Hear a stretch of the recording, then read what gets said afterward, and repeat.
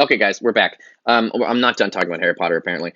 But Mackenzie is helping me constantly talk about Harry Potter. Mackenzie, make the point you made about her turf stuff. Yeah. Yes.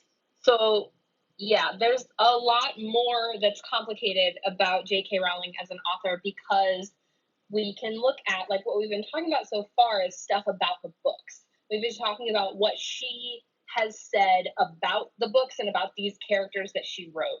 But also on Twitter, she talks a lot about all kinds of stuff. She talks about politics. She talks about charities she likes. She talks about cute pictures of cats, that kind of thing, and dogs mostly, actually. But so when she talks about politics, for example, she has talked a little bit about transgender people and hasn't actually said anything bad about transgender people, but has liked a few things where other people have said kind of shitty things about trans people. And so, how does that affect our reading of the books? Do we take her, like, not great, like, inclusion as a person, and do we apply that then to her books, even though that's not something about the canon that she wrote, that's just her feelings? What is that? Does that affect it? And that's more of a question that's less of the what is an author and more of a like death of the author conversation, which is the Barth theory of like where do we separate authorial intent and where like how do we separate the author from the work and how and why do we do that? And that's another part of this that is so confusing and interesting about J.K. Rowling is because everything she says now we can look at her books through that lens. Right. So right, and it's a really good question, right? Which is we were right. Is it's not just about can the author continue the story, but what if the author says something politically unpleasant? Does that change the way you read or understand the books? And again, this is Foucault's. And some of you guys are like, no, then it doesn't count. But like that's what if she can say whatever she wants, it doesn't affect the books. But I think it's tough sometimes to set. It seems obvious if she says something about the books, maybe that's official. But if she says something about just like life, it doesn't. But for a lot of people, when she was saying stuff that wasn't seemed very unsupportive of trans people, and it didn't seem like it was coming from a very good place. People felt like it wasn't the values that the books seemed to suggest. It didn't seem like what Hermione would do, and so people felt like it tainted it a little bit. And like I honestly, I'll tell you a stupid story. There was this dumb band in the '90s that had this one fucking catchy fucking song. I saw the sign and it opened up my eyes. I saw the sign. Love is demanding without understanding, which is a fascinating line because does it mean love is demanding if it's divorced from understanding, or that love is demand? Anyway, it's too complicated. The point is one of the guys from that band turned out to be a Nazi. So damn, like I like that song, but can I sing it anymore if a fucking Nazi wrote it? But it was for people, and only one of the guys was a Nazi. But then how many Nazis does it take to ruin a song? Sounds like a joke, not a joke. It's a real question. But like it can be tainted once you figure out, once you have these, it's tainted, it gets screwed up. Um, there's another aspect. I gotta go into some fucking Foucault, and then we'll come back to this. But don't let me forget to talk about Nagini and Wolverine. Okay. Um, at the same time, however, literary discourse was acceptable only if it carried an author's name.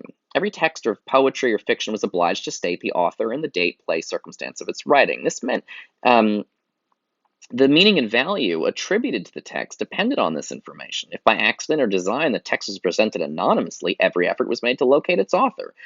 So literature needs an author.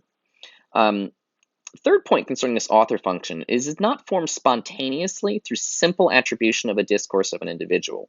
It results from a complex operation whose purpose is to construct the rational entity we call an author, meaning that all those actors and theater people and editors are creating an author for you, because we don't have Hamlet in Shakespeare's handwriting. What we have is something that's come down through the centuries, edited by piles of people. Undoubtedly, this construction is assigned a realistic dimension as we speak of individuals' profundity or creative power, his intentions, or the original inspiration manifested in writing, right? So we do talk like this, but it's not clear that it's really. The point is, someone's controlling this kind of discourse. he's on the top of the second page, that we designate as an author, or which comprise an individual as an author, are projections in terms more or less psychological of our way of handling texts. We don't know what the author is, and so we imagine what the author is. When you say what Shakespeare was trying to say was, you're imagining Shakespeare. That's not actually him, though, right? That's just you thinking about it. Okay, cool. It's essentially, so when you say an author did this or an author meant that or this is what an author is, Foucault says it's a psychological projection. You're essentially just imagining the author. And that's why J.K. Rowling, it was so upsetting that she said things against transgender people, is because that's not the author I imagined.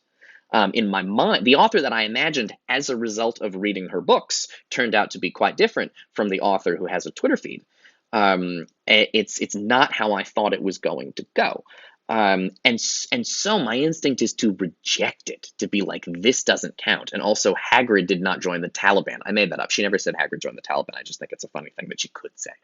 Um, Actually, can I tell you the truth? I think I stole that joke from the internet. I feel like somebody on the internet was making fun of J.K. Rowling and said Hagrid joined ISIS as like a joke of the kind of, is she just allowed to get on there and say anything? And I think I didn't make that example up. I think I stole that from like Tumblr. There's a lot of jokes along those lines. Okay, I'm gonna just actually, I think I want to barrel through with a little more text, and then we'll continue talking about Harry Potter. But this next part is a little hard to follow, but this is really the Bible kind of section, so I think it's important to have. I'm sorry. Nope, I'm going to stop and say something else. The Bible and Bible studies are extremely important to me. I'm not really a religious person, although my brother-in-law is a minister, and my mother is a born-again Christian, and my final wife is Catholic, and my first wife was Jewish. I've spent a lot of time kind of thinking about religious stuff. I actually, this is really more than I need to do. Here's the thing. If you study what people do with the Bible, it's interestingly very similar to what people do with literature. I see myself as a kind of, my job runs parallel to that of a minister, in my mind. Most of my colleagues, by the way, would not agree with that. But in my mind, I'm doing something similar. And it's worth pointing out that the whole sense of the way school treats books, I'm very fascinated by parallels between the way professors in the university treat books with how ministers in a religious context treat the Bible. The fact that, I guess the thing is literature people learned how to do what we do from the Bible people. The whole notion of what makes a correct interpretation. It's fun to interpret a poem in class, but if it's the Bible, it was a life or death thing. So I'm interested in that. So let's take a look here. In literary criticism, for example, the traditional methods for defining an author, or rather for determining the configuration of the author from existing texts, that means really imagining him, derive in large part from those used in the Christian tradition to authenticate or reject particular texts in its possession. This is what we were talking about earlier, that some religions reject different parts of the Bible.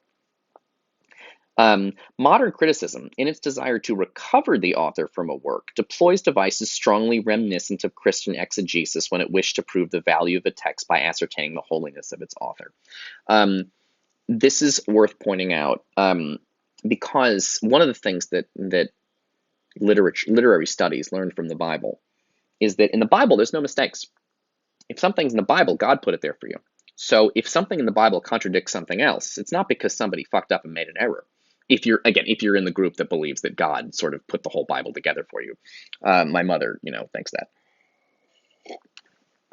So the point is that, but it's all correct. It's your job as a person of faith to kind of figure out the Bible. But there's no errors. There's no mistakes in there. It's all real on some level. It's all the truth from God's mouth or whatever. But we do the same thing in books. Students will often will be like, well, what did he? Shakespeare seems like he made a mistake here. How old is Hamlet supposed to be? Because he seems younger in the first part of the play, and then when he comes back from the pirate ship, it's only been a couple of weeks, but he seems like a much older person. He seems like he's aged quite a bit.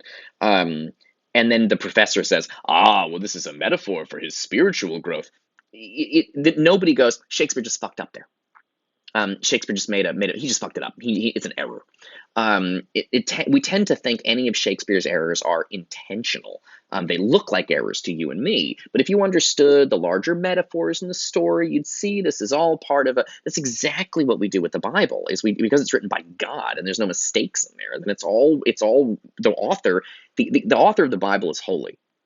theoretically, if you believe it was written by Moses or God or whatever, or transmitted through spiritual means to people. But we do the same thing with literary texts, is we feel like they're basically like the Bible. There's no mistakes. If you find something strange, figure out how it fits into a larger pattern. All right, I gotta stop this video. See you in the next video.